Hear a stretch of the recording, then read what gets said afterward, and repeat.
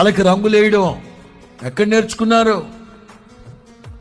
సేవకులు కూడా ఈ రోజున మేకప్ వేసుకొని రంగులు వేసుకొని వేషాలు వేస్తున్నారా? వేషాలు. వేషధారులు ఏం చేస్తాడు ఆయన? వేషధారులు ఏం చేస్తాడు? తెల్లంటుకులు ముసలోళ్ళ కనబడుతున్నానండి, అందరూ ఏం చేద్దాం, కుర్రోళ్ళు కనబడాలని అంటే దాన్ని ఏమంటారు?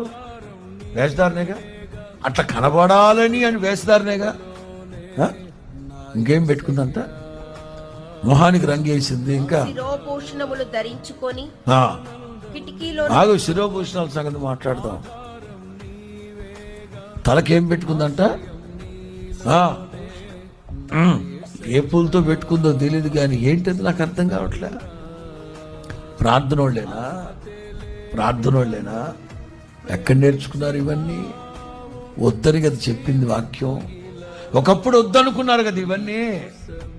బలు నర్పించిన వాటిని తినకూడదు కదా ఇప్పుడు. మళ్ళీ అంతా ఏకలోకమై అయిపోతే ఎలాగ? సంఘాల్లో ఏదో ఒక ఆత్మక్రియ జరిగిస్తూ ఉంది. యోహు అనే సేవకుడు వస్తున్నాడు అని తెలిసిన వెంటనే మొహానికి రంగేసుకొని శిరోభూషణాలు ధరించుకొని ఎక్కడ?